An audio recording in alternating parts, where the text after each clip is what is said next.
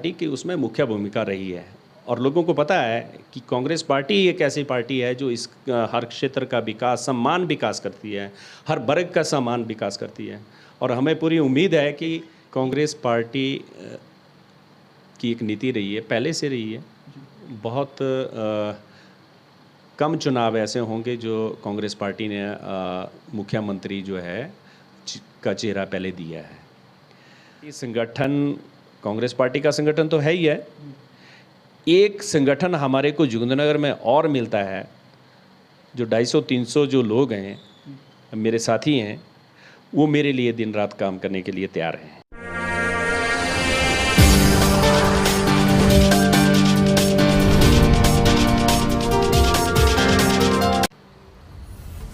नमस्कार, खबरखास टीवी में आप सभी का स्वागत है। मैं मुनीश ठाकुर और अभी मेरे साथ जो शख्सियत मौजूद है राकेश चौहान जी। आप सभी लोग भली भांति इन्हें जानते हैं। राकेश जी, आपका स्वागत है खबरखास टीवी में। धन्यवाद, स्वागत है आपका भी। अभी हिमाचल में जो है वो चुनाव का आगाज़ लगभग अब होने ही वाला है और चुनावी जो सरगर्मियां हैं वो अपना जोर पकड़ रही हैं। तो इसी के रिलेटेड हम आपसे कुछ सवाल भी पूछेंगे और कुछ जानकारी आपसे हासिल करेंगे। तो मैं राकेश चौहान इस समय हिमाचल प्रदेश कांग्रेस कमेटी में सचिव के तौर पर तथा प्रभारी द्रंग विधानसभा क्षेत्र में अपनी सेवाएं दे रहा हूं। जहां तक चुनाव के बारे में आपने कहा कि बिल्कुल चुनाव नज़दीक हैं और इस वक्त हर तरह से सभी लोग अपने अपने क्षेत्र पर जो है वो सक्रिय भूमिका जो है वो निभा रहे हैं। और ये जो आने वाला चुनाव है इसमें इस बार हमें पूरी उम्मीद है कि एक अच्छा नतीजा यहाँ से रहेगा, या जहाँ भी हम सेवाएं दे रहे हैं वहाँ भी बढ़िया एक अच्छे नतीजे देखने को मिलेंगे। जी, आपने कहा कि यहाँ से भी और पूरे एरिया से जहाँ से आप जाएंगे वहाँ नतीजे अच्छे देखने को मिलेंगे। वो बात तो सर सही है, लेकिन एक चीज़ हम इसमें सवाल अब निकालते हैं। तो सवाल ये है हमारा कि जोगिंद्रनगर से जिस तरह से पिछले इलेक्शनों में भी देखा, जितने आज तक इलेक्शन हुए हैं, और अभी भी कुछ चीज़ें ऐसा लग रहा है कि कांग्रेस की ओर से जो जितने भी हम कहें जो पार्टी का जो प्रतिनिधित्व कर रहे हैं यहाँ पे, खासकर कांग्रेस की ओर से हम बात करेंगे, तो काफ़ी सारे चेहरे हैं यहाँ पे। क्या बोलना चाहेंगे? क्या इस बार के चुनाव में आप भी एक मुख्य चेहरा कांग्रेस की ओर से हो सकते हैं जोगिंद्रनगर में? आप देखिए, ये तो कंफर्म है कि कांग्रेस पार्टी है चाहे दूसरी पार्टी है, टिकट तो एक को मिलना होता है। ठीक है, टिकट मांग सकते हैं। अब मैं अगर थोड़ा सा पीछे अगर आपको ले जाऊं तो 2012 के विधानसभा चुनाव की अगर हम बात करें तो जोगिंद्रनगर से 15 लोगों ने टिकट अप्लाई किया था और 2017 में भी लगभग 7 से 8 लोगों ने अप्लाई किया था। ठीक है, टिकट मांगना उनका अधिकार है, लेकिन ये पार्टी हाईकमान को, प्रदेश कांग्रेस पार्टी को तथा क्षेत्र की जनता को तय करना है कि उनके लिए लीडरशिप क्या रहेगी।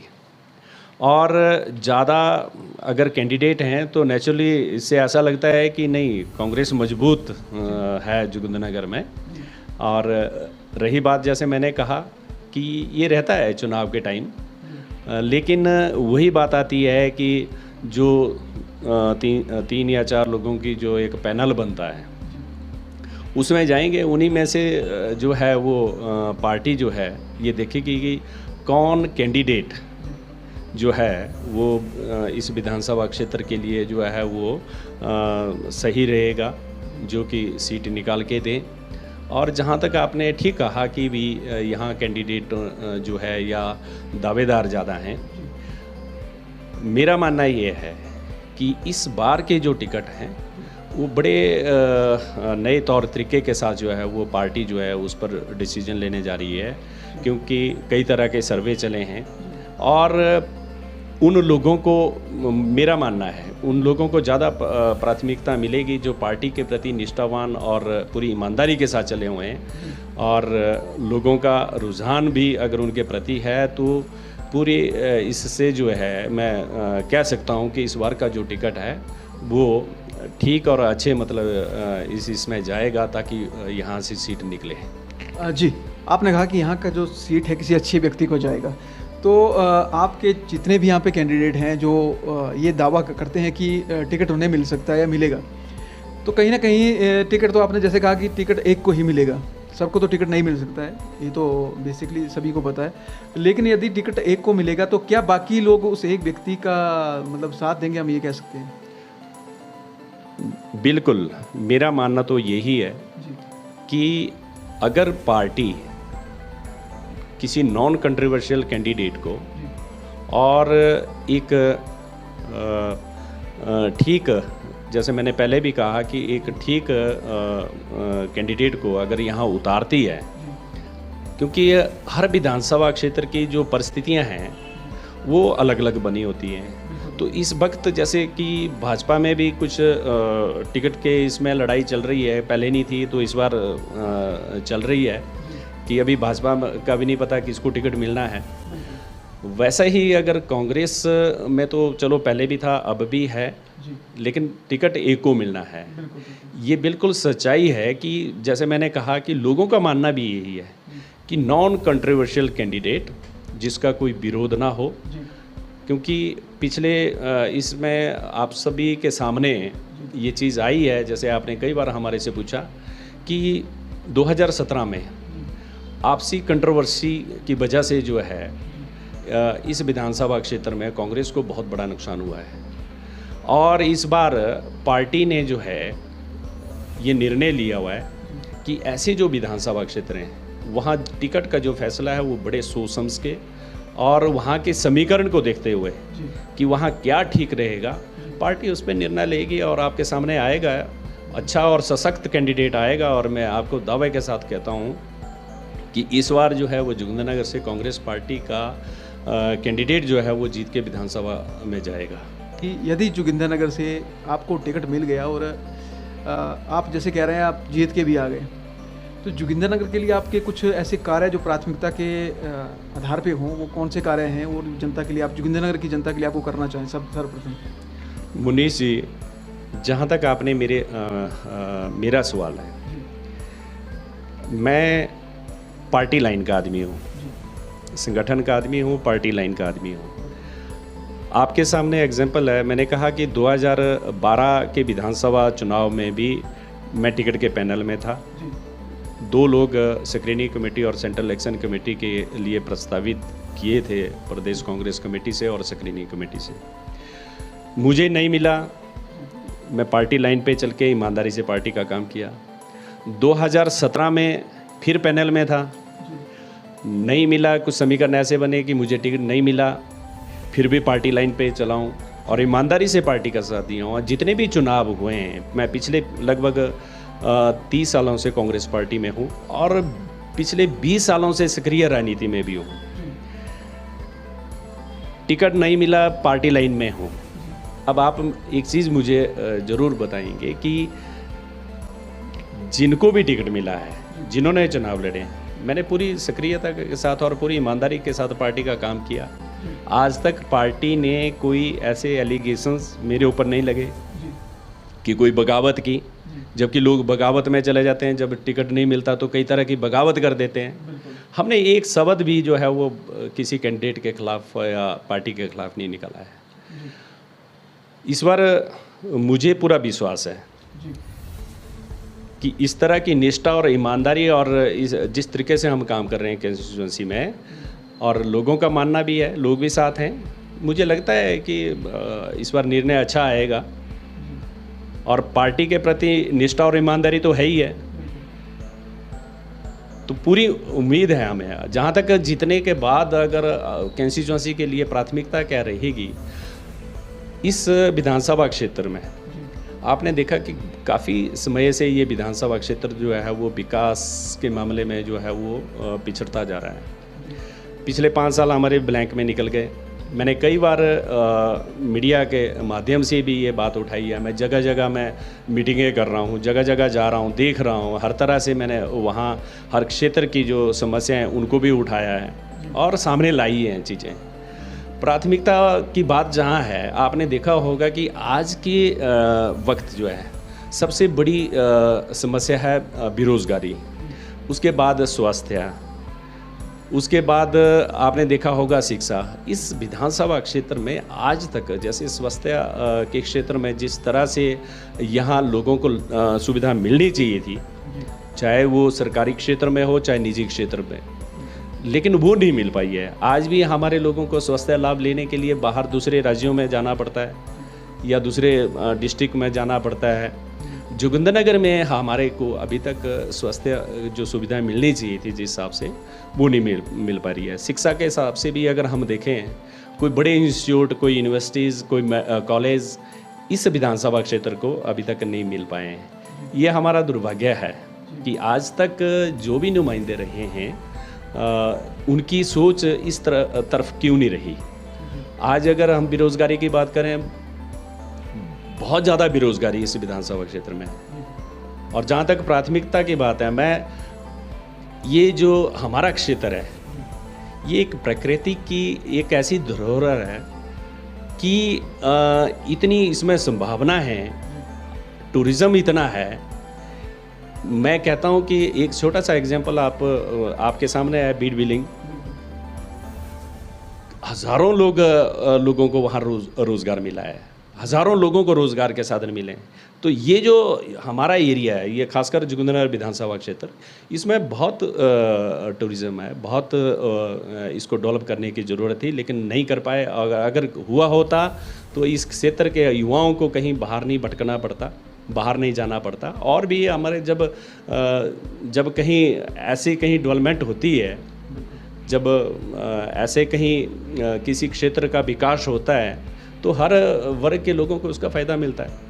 क्यों, अगर कांग्रेस आएगी तो किस लिए आएगी, और बीजेपी नहीं आएगी तो उसका भी आप रीज़न बता दीजिए कि बीजेपी क्यों नहीं आएगी। देखिए, जो पिछली बार जो चुनाव हुआ था 2017 का, बहुत बढ़िया बहुमत जो है वो इस सरकार को मिला और इन्होंने वायदे भी बहुत बड़े बड़े किए थे। लेकिन ये 5 साल ऐसा लग रहा है कि जैसे हर विधानसभा क्षेत्र में, 1-2 विधानसभा क्षेत्र को छोड़ के, ऐसा लग रहा है कि विकास कार्यों को ग्रहण लग चुका है, कुछ नहीं हुआ। मात्र 2-3 विधानसभा क्षेत्र जो हैं उसमें थोड़ा बहुत विकास इन्होंने किया, उसी पे ध्यान दिया है अपने अपने विधानसभा क्षेत्र में।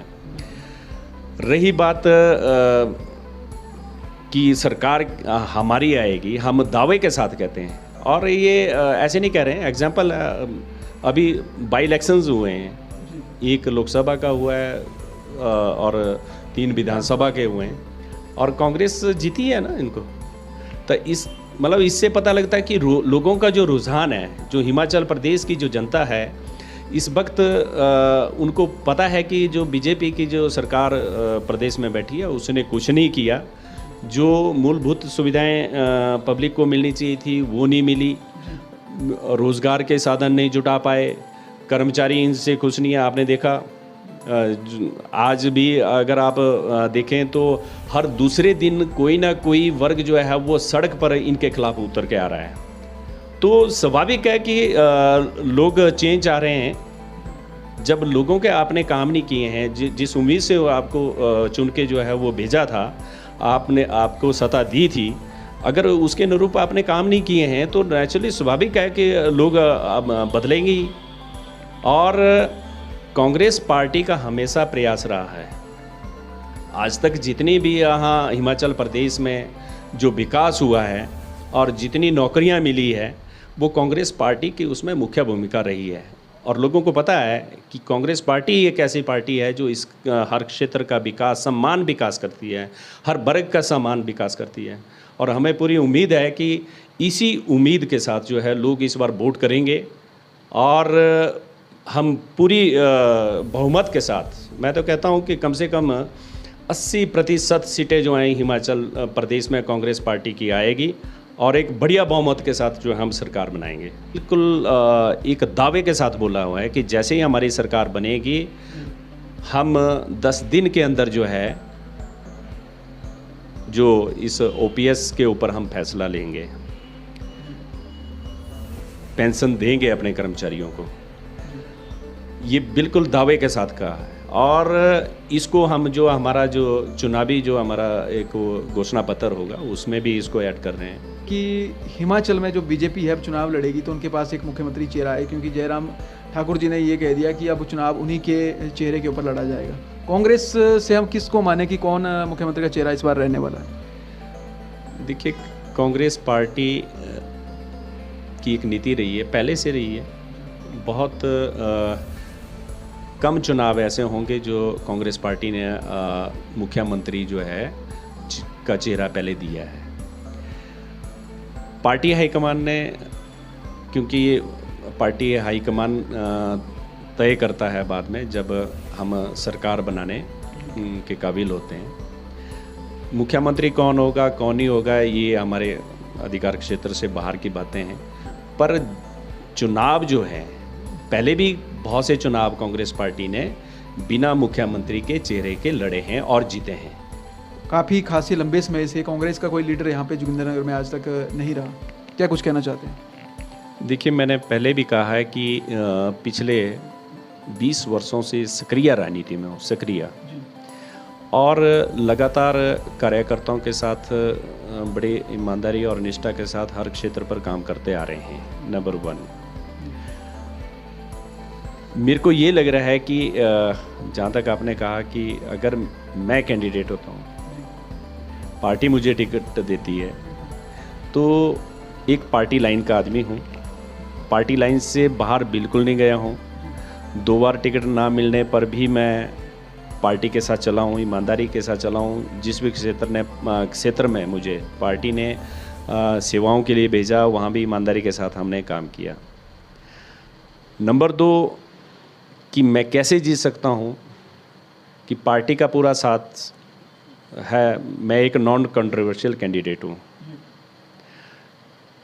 मैंने कहा कि जिन्होंने भी चुनाव लड़े पिछले 20-25 सालों से, मैंने उनका ईमानदारी के साथ साथ दिया हुआ है। वो जनता जानती है, वर्कर जानता है कांग्रेस पार्टी का। दूसरा, और एक्स्ट्रा क्या हो सकता है मेरे साथ कि मुझे अच्छा यहाँ रिस्पांस मिले। मैं एक जिस विभाग में मैं काम कर रहा हूँ, LIC, आप सब जानते हैं, वहाँ ऑर्गेनाइजेशन तौर पर मैं प्रदेश स्तर पर भी मैं वहाँ ऑर्गेनाइजेशन का अध्यक्ष पद पर 4 बार निर्विरोध रहा। हमारे साथियों की संख्या हर विधानसभा क्षेत्र में 200, 250, 300 के आसपास रहती है।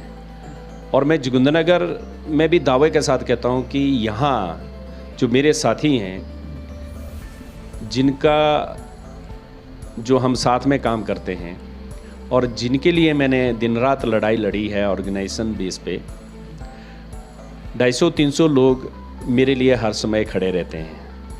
अगर मैं पार्टी मुझे कैंडिडेट बनाती है तो वो साथी, पार्टी कई दूसरी पार्टियों से भी जुड़े होते हैं, लेकिन पार्टी विचारधारा से ऊपर उठ के वो तन मन धन के साथ जो है वो मेरी मदद के लिए तैयार हैं।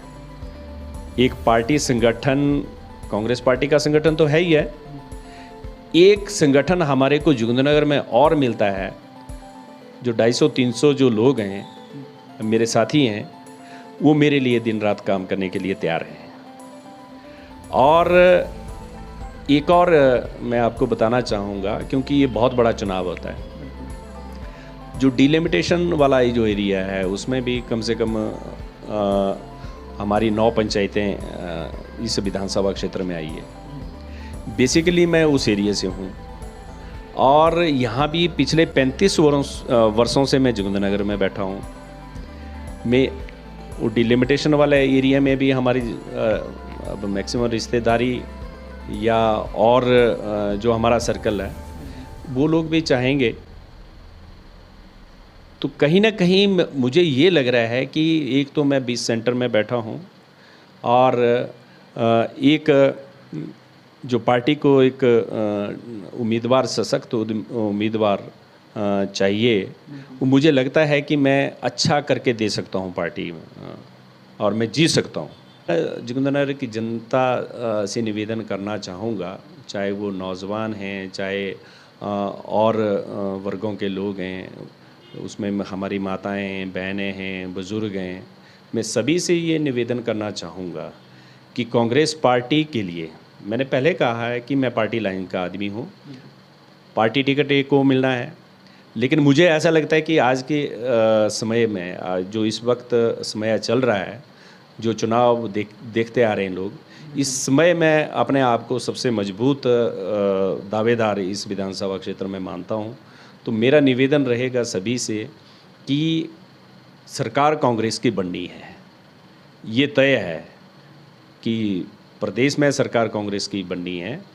यहाँ से कांग्रेस पार्टी का नुमाइंदा जीत के जाएगा तो इस क्षेत्र का भला होगा, इस क्षेत्र का विकास होगा, उत्थान होगा, हर वर्ग के लोगों का उत्थान होगा। मेरा ये निवेदन रहेगा कि इस बार सभी क्षेत्रवासियों से कि ये जो फैसला है चुनाव का, जैसे पिछली बार हम एक आज़ाद उम्मीदवार को ले आए थे, 5 साल ब्लैंक में निकल गए, इस बार पार्टी के लिए सब लोग जो है वो वोट करेंगे। तो ये थे राकेश चौहान जी। राकेश जी, आपका बहुत बहुत धन्यवाद हमारे साथ जुड़ने के लिए। खबर खास टीवी के लिए मुनीश ठाकुर की रिपोर्ट।